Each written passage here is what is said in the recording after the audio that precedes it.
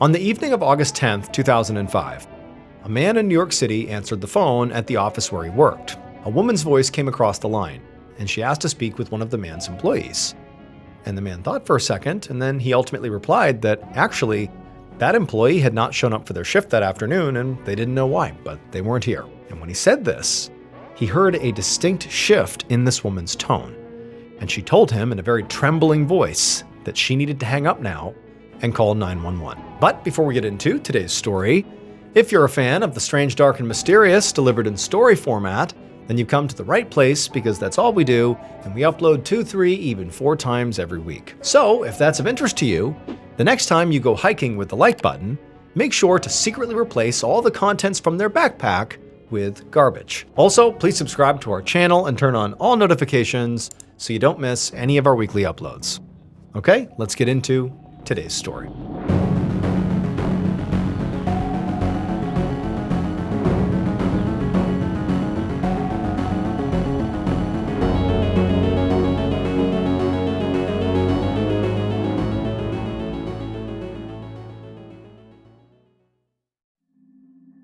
In the early afternoon of Wednesday, August 10th, 2005, 18-year-old Eliza Parsi sat on her bed in her home in Staten Island, New York, flipping through a fashion magazine. The house was quiet because Eliza's mother, Seema, was at work. So Eliza had the whole house to herself, at least for a little while, until she herself went to work.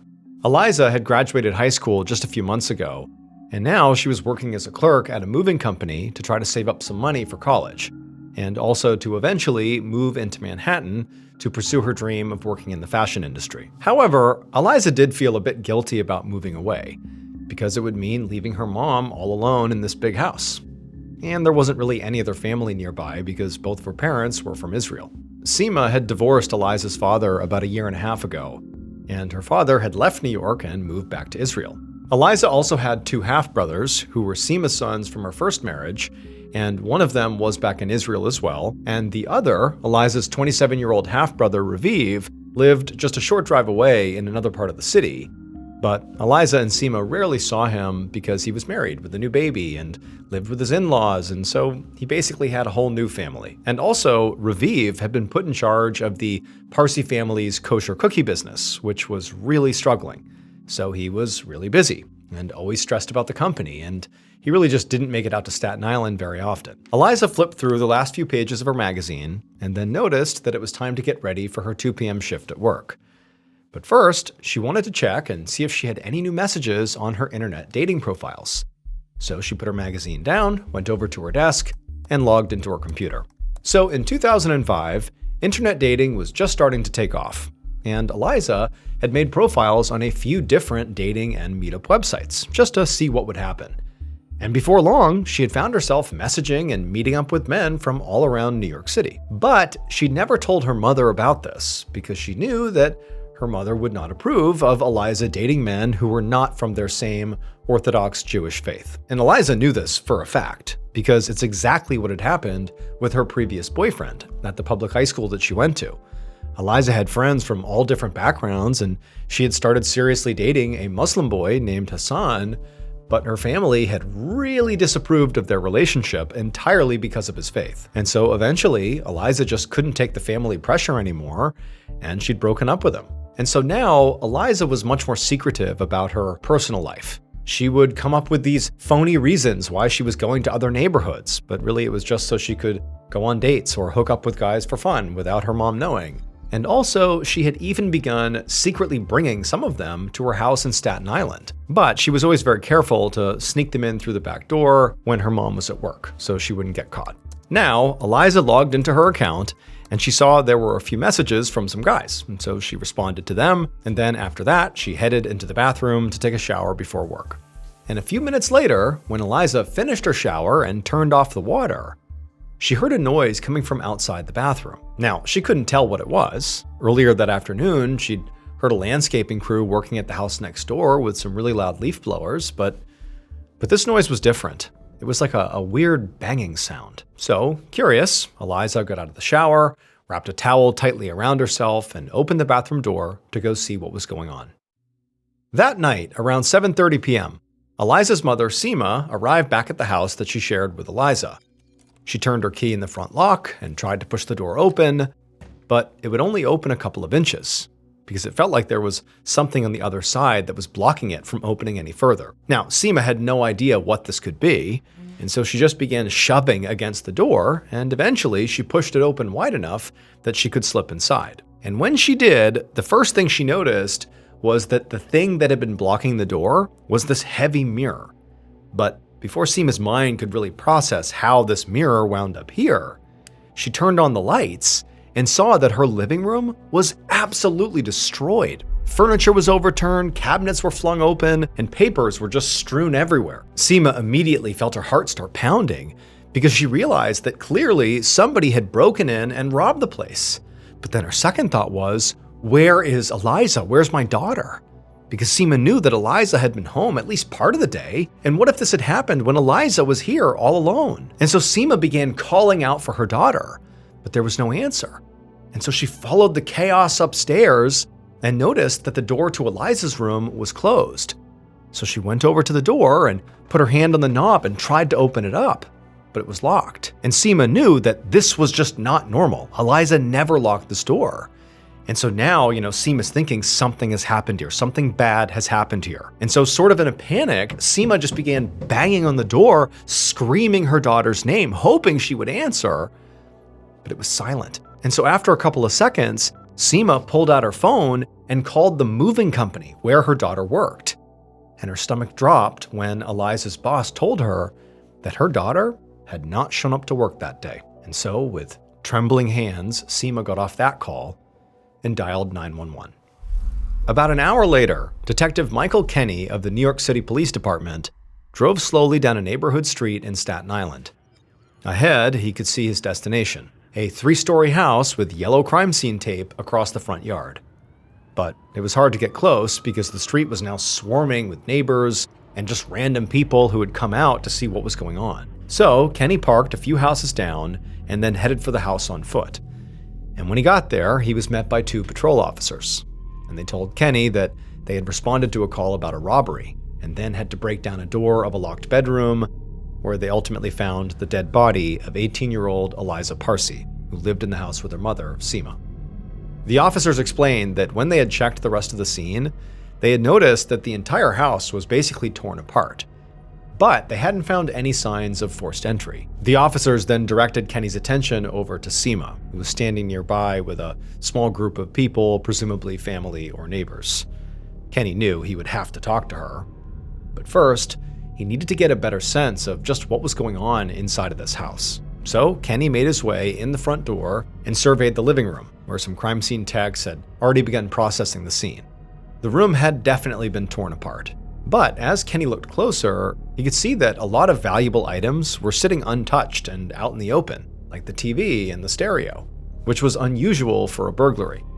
Next, Kenny walked up the stairs and into Eliza's room, where more techs were collecting evidence, and the first thing he noticed was that this room also looked ransacked.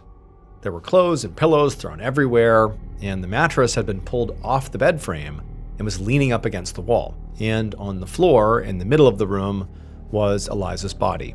She was lying on the ground and she was naked, and there was a towel sort of bunched up underneath her.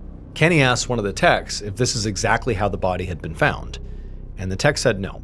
When they first got to the scene, Eliza had actually been underneath the mattress and also had a pillow over her face, but they had to move both of those things out of the way in order to actually examine her body, which was why, the mattress was now up against the wall. Kenny knelt down over Eliza's body, but he couldn't see any visible cause of death, like a bullet or knife wounds or bruising, which could mean that maybe she was suffocated. Maybe the pillow that was on her face that they had removed was what was used to kill her.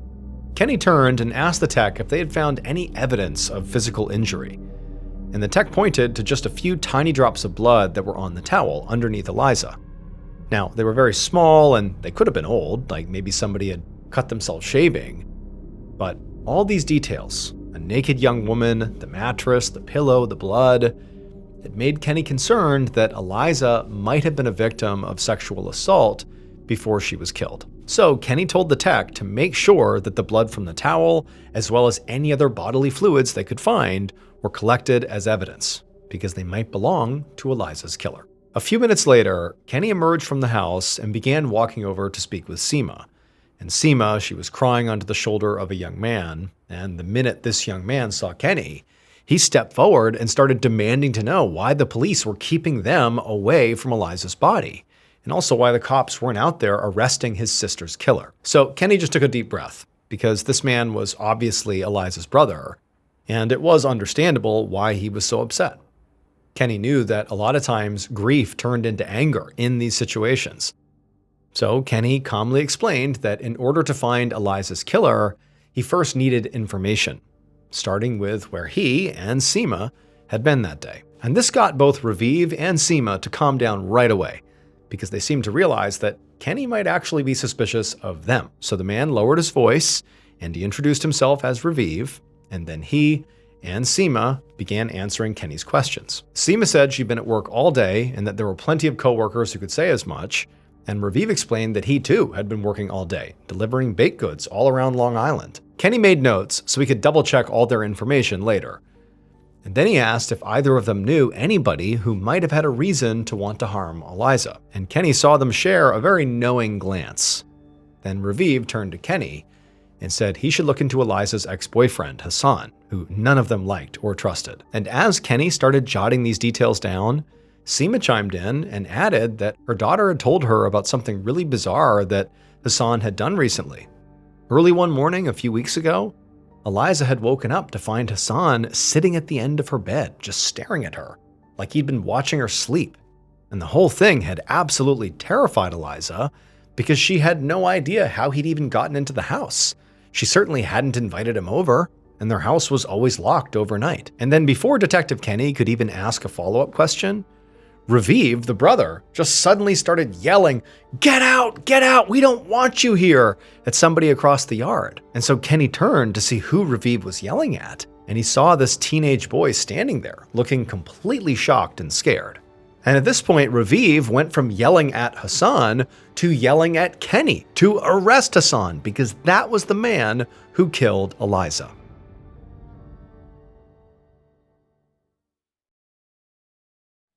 Late on the night of August 10th, 2005, so just a few hours after the body of 18-year-old Eliza Parsi was found dead in her home in Staten Island, NYPD detective Michael Kenny sat inside of an interrogation room at his precinct. Across from him was Eliza's ex-boyfriend, Hassan, who had been detained after he showed up at the crime scene. So far, Hassan had been very cooperative and had shared a very detailed timeline of his whereabouts that day.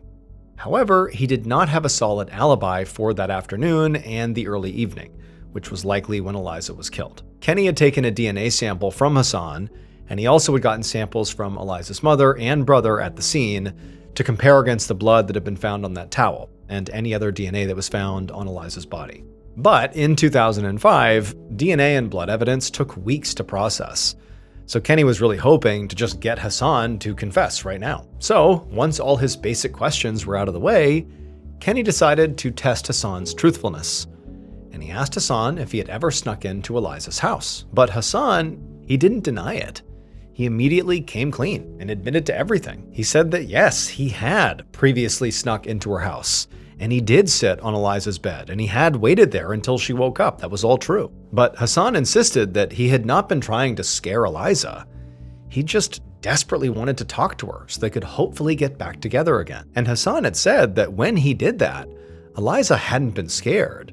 She was just kind of annoyed, and she had told him that they were broken up, for real. And after that, he said he had left without incident. Kenny noticed that in Hassan's version of the story, the way that Eliza reacted to Hassan sitting on her bed, just being kind of annoyed and exasperated about it, was very different than the way Eliza's mother, Seema, had described the same event. She had said that her daughter had basically been scared for her life. So he asked Hassan, why does Eliza's family dislike you so much? Why were they so quick to say you killed Eliza? And Hassan just kind of hung his head and said he didn't think it was about him personally. It was about religion. Hassan was Muslim, and the Parsis were Orthodox Jewish. As Kenny took this in, he wasn't sure which version of the story to believe. Were Hassan and Eliza star-crossed lovers kept apart by her family? Or was Hassan an obsessive ex-boyfriend who couldn't take no for an answer? But regardless, Kenny could not ignore the fact that Hassan had a strong motive and a history of sneaking into Eliza's house uninvited. But Kenny still didn't have a confession from Hassan, nor did he have really any hard evidence at all that would allow him to even hold Hassan. So ultimately, after the interview was over, he told Hassan he was free to go. The next day, Thursday, August 11th, Detective Kenny walked up to a Jewish Orthodox synagogue in Brooklyn, where Eliza's funeral was about to take place. The reason it was happening so quickly was because of the Jewish Orthodox custom that a body must be buried within 24 hours of death. And because of that timeline, it meant that Eliza's autopsy had already been completed, and Kenny had just received the report from the medical examiner, which confirmed that Eliza had died from asphyxiation, likely from being smothered by that pillow. The medical examiner had also found DNA evidence that could be tested against those samples Kenny had collected from the suspects. There were some skin cells under Eliza's fingernails, as well as semen that showed Eliza had sex before she died, probably within 24 hours. And so this evidence made Kenny think that Eliza had been sexually assaulted and had fought back against the person assaulting her, which would explain the skin under her nails. But when Kenny called the medical examiner to voice this theory that he now thought was pretty likely, the medical examiner had actually disagreed, because they didn't find any bruising or bleeding or anything else that indicated sexual violence. And so the autopsy actually concluded that the sex Eliza had before she was killed must have been consensual. But regardless, in Kenny's opinion, the facts of the case so far pointed towards a romantic partner being the killer, which obviously cleared Raviv and Seema and any other family members. And it also did not seem to be some random burglar or home intruder, because Seema had confirmed that nothing in the house was missing. Now, a few of the neighbors had mentioned that there had been some landscapers who had been working at the house next door at the time of her death, and Kenny had managed to track down the crew and question them.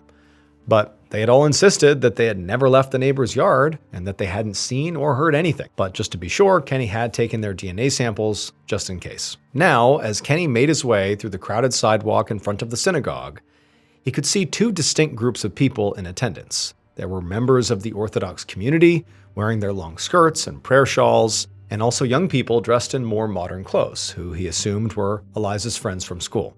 Kenny walked up the front steps and entered the synagogue, and he noticed that the inside of the building was split in half by a wooden partition, almost like a wall, with men on one side and women on the other. So Kenny joined the men's side and stood in the back corner where he could just observe. Kenny noticed Eliza's brother, Raviv, standing near the front, near the casket, and he watched as other men walked up to pay him their respects. The atmosphere was solemn, understandably, and Kenny didn't pick up on any tension or animosity. It just sort of felt like a community coming together to kind of make sense of this tragedy. But then Kenny felt the energy in the room suddenly change, like a switch had flicked, and he could hear people start to whisper to each other very urgently, and everybody's heads turned to look back towards the entrance. Kenny turned his head and looked as well, and he saw this one person who was trying to push through the crowd and make their way up the aisle to the front, where Eliza's casket was. And Kenny realized this person was Hassan. For some reason, he'd shown up again, despite the fact that Eliza's family clearly didn't want him around. And Kenny actually watched as Raviv, who, had seen Hassan, Raviv went straight to Hassan and literally stopped him and shoved him backwards and shouted at him to get out, because they all knew he killed Eliza. Kenny, sensing a physical fight was going to happen here, began pushing his way through the crowd to try to stop them and separate them. But fortunately, before he reached them, other men separated Hassan and Raviv, and then Hassan was escorted out of the building. About 2 weeks later, on August 24, 2005, Detective Kenny was in the office of the NYPD Computer Crime Unit, where the department's IT specialists had begun digging into Eliza's online life. After her funeral, Kenny had spoken to Eliza's school friends, who had told him that Eliza had been trying to move on from her relationship with Hassan, and that she had actually opened accounts on a whole bunch of dating sites that she used to meet guys or sometimes just hook up. And when Kenny had pressed them for more information, the friends had told him that none of those online men were from her tight-knit Orthodox community, which was part of the appeal to Eliza. But it obviously was not something she wanted to share with her mother, so she'd kept it all a big secret from everybody except from her closest friends. Kenny had been able to actually get Eliza's computer with her mother's permission and had brought some IT specialists on board who were able to dig into Eliza's email and browser history. Now, Kenny watched as the IT specialists directed his attention to one of Eliza's dating site message threads. In this thread, Eliza and a man named Jonathan were making plans for when and where they were going to meet up to have sex. They had gone back and forth on a few different options until finally, Eliza just said that he should just come over to her house when her mother was at work, and that she would leave the back door unlocked so he could sneak in without the neighbors seeing. Kenny saw that this particular hookup was planned for Tuesday, August 9th, 2005, just one day before Eliza was killed. Now, naturally, this made Kenny and the rest of the investigators raise an eyebrow, because this plan of Eliza and Jonathan's, of having him enter secretly through the back door while Seema was at work, matched up exactly with what they had found at the crime scene.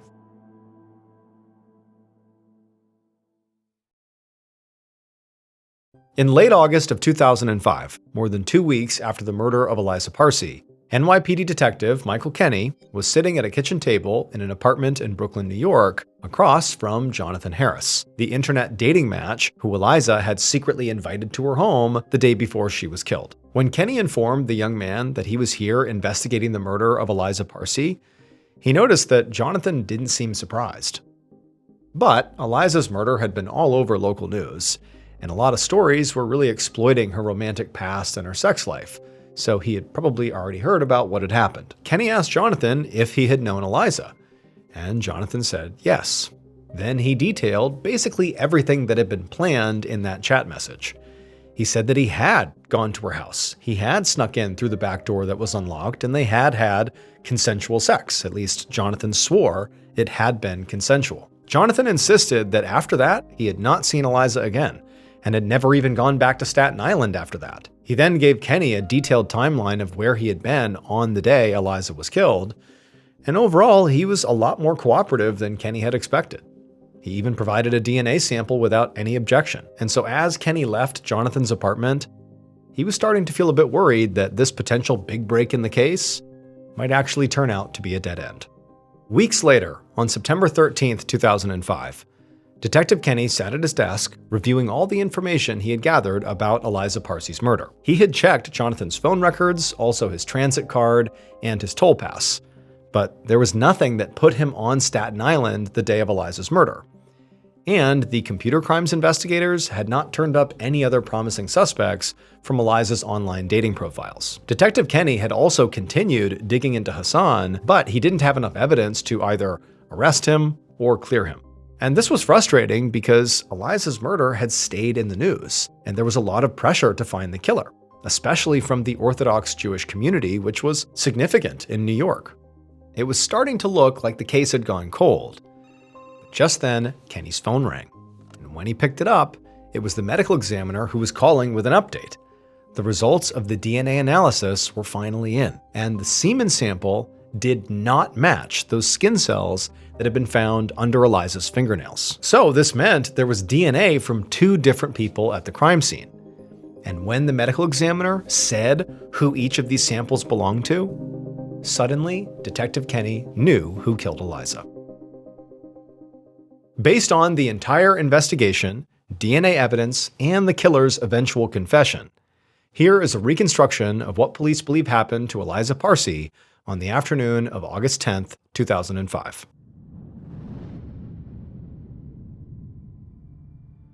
Shortly before 2 p.m., the killer approached the back door of the Parsi home where they knew they wouldn't be seen by neighbors, and once they were there, they slowly opened up the door. Once they were inside, they walked all the way through the house right to the front door just to check to make sure it was locked, which it was. And so after that, they went and got a heavy mirror and they moved it and put it in front of the door to block it. The killer knew that both women who lived in this house, Seema and her daughter Eliza, worked during the day, and so the killer didn't expect them to come home. But just in case, they didn't want to take any chances, hence barricading the door. Once they were satisfied with the barricade, the killer got to work, opening drawers and cabinets, looking in every place they could, because they needed something very specific inside of this home that was very valuable. But they couldn't find it anywhere on the bottom floor, which made the killer think it must be in one of the bedrooms upstairs. So the killer climbed the stairs and went into the master bedroom. where they looked through the dresser and in the closet, but they still couldn't find what they were looking for. So the killer left the master bedroom and decided to search the other bedroom next. But when they opened the door to that bedroom, they were shocked to see a young woman coming out of the attached bathroom wrapped in a towel. And from this young woman's reaction on her face, the killer could tell that she knew what they, the killer, were up to. And this enraged the killer because they were sure this woman was going to tell someone what she saw, and it would ruin the killer's plan. After a moment of just shocked silence between the two of them, the young woman opened her mouth like she was about to scream for help. And so the killer instinctively just tackled her to the ground and then grabbed a nearby pillow and pressed it down hard over her face. She scratched and she clawed, trying everything to break free, but the more she fought, the angrier and more emboldened the killer became, and the harder they pressed down, until eventually her body went limp. After that, the killer stood up and they looked down and they saw what they had done, and it caused them to start to panic, because they never meant to kill her, just to scare her and shut her up, but they had obviously gone too far. So, not knowing what to do, the killer just grabbed the pillow and put it over her face, and then also dragged the mattress and put it on top of her body, just so they wouldn't have to look at her. Then, instead of continuing their search for this thing that they wanted inside of this home, they just went downstairs and left out the back door. And they didn't return to the house for hours, not until they received a call from their mother, because the killer was Eliza's half-brother, Raviv. The DNA from the semen that was found at the crime scene belonged to Jonathan, the man that Eliza had consensually had sex with 24 hours before her death. The DNA that was found under Eliza's fingernails belonged to Raviv. It would turn out Eliza's death did not have anything to do with who she was sleeping with. Raviv was angry at their mother because the family business that she had passed along to him didn't make as much money as he had thought it would. And so as a result, Raviv was stuck working all these long hours and also raising his family in his in-laws' basement, which he found totally humiliating. And he knew that Seema had recently come into some money through the sale of a property in connection with her divorce. And Raviv felt like that money was rightfully his, because he had a wife and a child to provide for. But Seema wouldn't give it to him. So instead of driving his typical delivery route on Long Island that day, Raviv went to his mother's house to literally look for the money so he could steal it. But Eliza's work schedule had recently changed, and so he didn't realize Eliza's shift actually started later in the day. And so what was supposed to be a simple robbery turned deadly. Raviv ultimately pled guilty to first-degree manslaughter and was sentenced to 18 years in prison. Hey everyone, just a reminder, I'm going on tour this year, which means if you go, you can experience never-before-heard stories from me live and in person. We did this in 2024 and people loved it. So get your tickets today at tour.ballenstudios.com right now before they sell out. That's tour.ballenstudios.com. I can't wait to see you all at the shows. Thank you so much for watching. Let me know what you thought of today's episode in the comments. And remember, we have a whole playlist of true crime episodes ready for you to binge right now. So click here and give them a watch. All right, until next time, see ya.